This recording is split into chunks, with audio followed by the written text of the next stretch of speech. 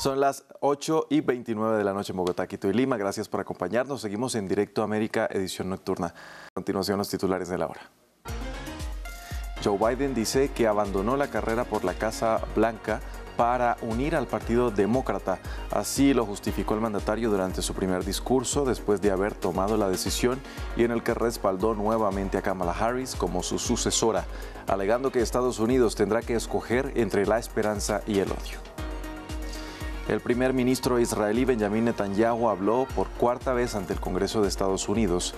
El mandatario justificó la ofensiva sobre la Franja de Gaza y dijo que prácticamente no ha habido civiles muertos en Rafah y calificó a los manifestantes en su contra de idiotas inútiles de Irán. Expresidentes de América Latina emitieron un comunicado en el que expresaron que cualquier intento de fraude en las elecciones de Venezuela debe ser castigado.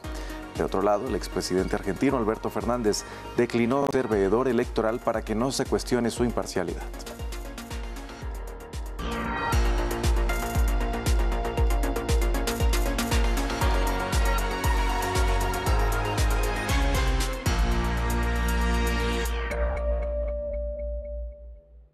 Vamos a comenzar Directo América en Estados Unidos. El presidente Joe Biden pronunció su esperado discurso después de haber abandonado la carrera por un nuevo periodo en la Casa Blanca.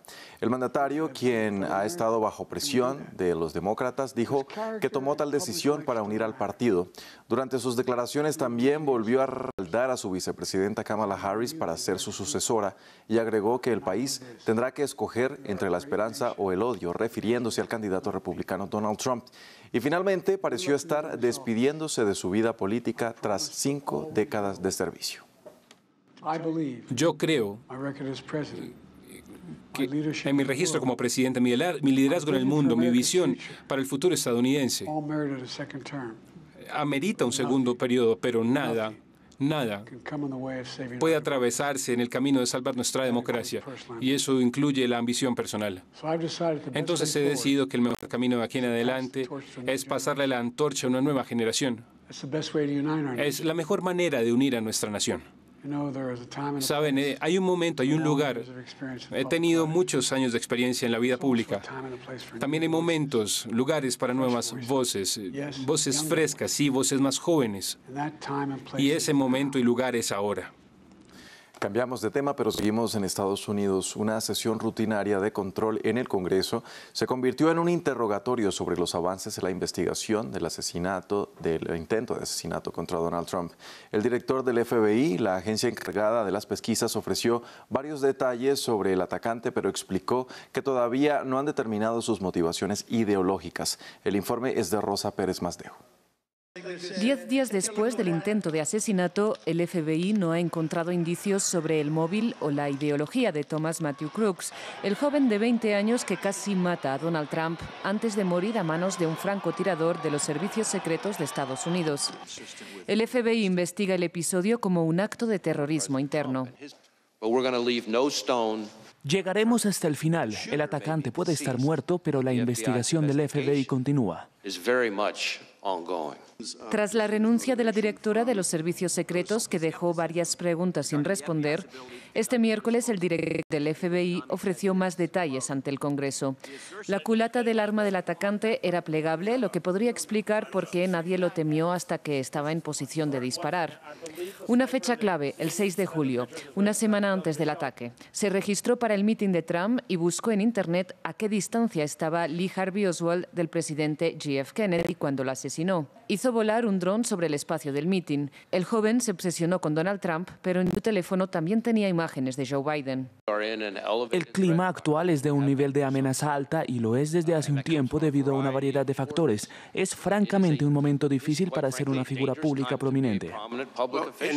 Thomas Matthew Crooks no cambió la historia, pero sí el contexto de la campaña. Una campaña que saltó por los aires 10 días después, cuando Joe Biden abandonó la carrera a la reelección. Y en su primer mitin desde entonces, Trump ya redirigió sus ataques contra Kamala Harris. Como saben, hace 3 días oficialmente vencimos al peor presidente de la historia de este país, el corrupto Joe Biden. Así que los vencemos o no tendremos país. Así que ahora tenemos una nueva víctima para vencer. Tras 2 semanas de convulsión, Estados Unidos se enfrenta ahora a 3 meses inéditos. Seguimos en Estados Unidos. El primer ministro israelí Benjamin Netanyahu se pronunció ante el Congreso. El mandatario se dirigió a legisladores demócratas y republicanos y se centró en la guerra en Gaza. En su discurso reiteró que buscará la victoria y denunció a Irán por apoyar al grupo islamista.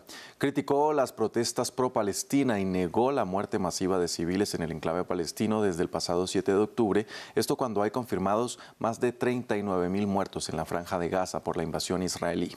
Martín Gripo tiene los detalles.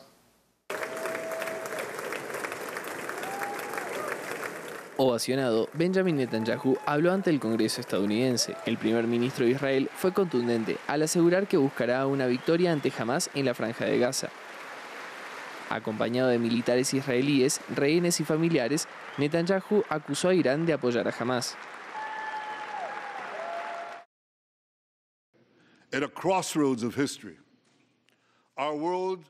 Nos encontramos hoy en una encrucijada de la historia. Nuestro mundo está en caos. En el Medio Oriente, el acceso de Irán al terror confronta a Estados Unidos y a Israel y a nuestros amigos árabes. Este no es un choque entre civilizaciones, es un choque entre la barbarie y la civilización.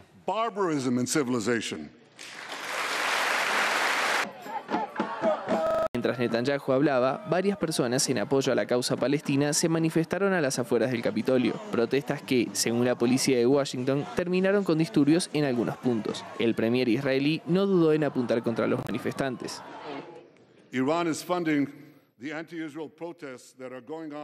Irán está patrocinando el sentimiento anti-israelí que está ocurriendo aquí afuera de este edificio. No son tantos, pero están ahí, y a lo largo de la ciudad.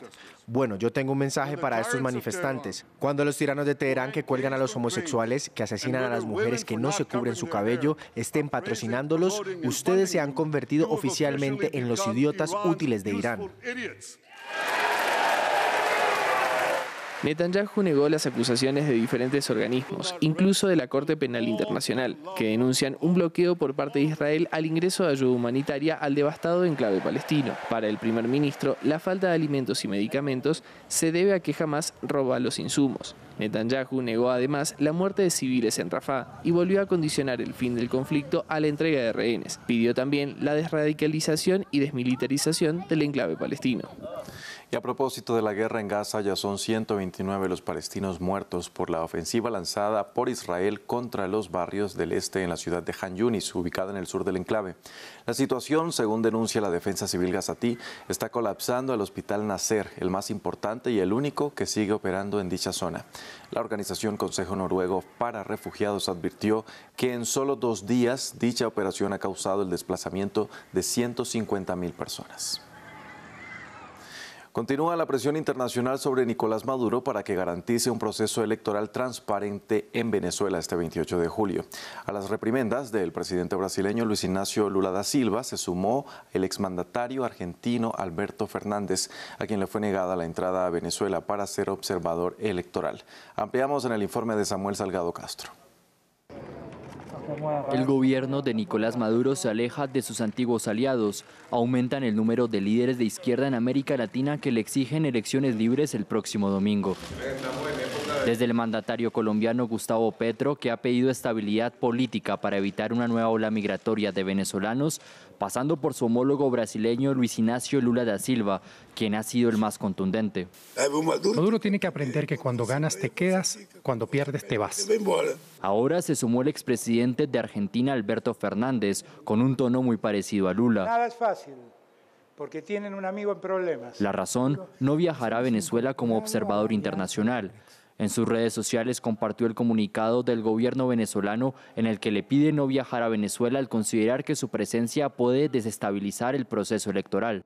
Debo aclarar que no comprendo tal malestar. Solo dije que en una democracia, cuando el pueblo emite su sufragio, el que gana, gana, y el que pierde, pierde. Y si el oficialismo fuera eventualmente derrotado, debía aceptar el veredicto popular. Otro tanto debería hacer la oposición en el caso de que el resultado le fuera adverso. El chavismo se atrinchera y no reconoce los pedidos de transparencia electoral, vengan de donde vengan. Tanto Jorge Rodríguez, jefe de comando de campaña oficialista, como el presidente Maduro han insistido en que van a ganar y que su victoria evitaría una guerra civil. Maduro nunca fácilmente va a dejar el poder, entonces va a depender mucho de cómo reacciona el pueblo venezolano, el ejército, si hay digamos, divisiones en el ejército, en las Fuerzas Armadas, y también la reacción de la comunidad internacional. Según la analista internacional Cynthia Arnson, perder el apoyo latinoamericano representa para el chavismo una de las principales amenazas. En España, el Tribunal Supremo acordó plantear una cuestión de inconstitucionalidad a la ley de amnistía a los líderes independentistas catalanes ante el Tribunal Constitucional porque considera que vulnera el derecho a la igualdad y el principio de seguridad jurídica. Esta medida permitió a Pedro Sánchez formar gobierno. Nos ampliaba previamente desde Madrid nuestra corresponsal Marina Colorado. La ley de amnistía llega al Tribunal Constitucional de España. Los magistrados del Tribunal Supremo consideran que la medida, que abarca los delitos cometidos entre 2012 y 2023 relacionados con el proceso independentista de Cataluña, vulnera el derecho a la igualdad ante la ley y al principio de seguridad jurídica reflejados en la Carta Magna española. Por eso han planteado una cuestión de inconstitucionalidad ante el Tribunal Constitucional para que éste determine si la ley es conforme con el texto o no. El Tribunal Supremo habla de tratamiento discriminatorio de la ley porque solo beneficia a quienes hayan cometido delitos en el marco de unos hechos que están relacionados con una ideología determinada, en este caso la defensa de la independencia de Cataluña, y que quienes hayan cometido estos mismos delitos, pero en otras situaciones, tendrán que cumplir las penas establecidas por no estar amparados bajo esta ley. Además, en el texto, la máxima instancia judicial del país critica que los implicados no solo sean amnistiados, sino que no tengan que pedir perdón por sus actos que califican de intento fallido de golpe de Estado. El Supremo refleja también que los mismos amnistiados siguen defendiendo que volverán a intentar llevar a cabo el proceso de independencia de la región catalana y que, por lo tanto, la finalidad de la ley como una manera de normalizar la situación política y social en Cataluña deja de tener validez. Hay que recordar que la ley de amnistía ya está aprobada, se hizo el 30 de mayo y entró en vigor en el mes de junio, pero que su aplicación queda en manos de los jueces, que tienen 2 meses para revisar caso por caso y decidir si se aplica o no. Esto, salvo que, como ha sucedido ahora, los jueces eleven una causa al Tribunal Constitucional que hace que ese plazo quede en suspenso hasta recibir una respuesta de este. De esta manera despedimos este capítulo de Directo América. Gracias por acompañarnos, pero no se desconecten porque ya viene Laura Garzón con Ventana a Europa. Quédense con nosotros. Feliz noche.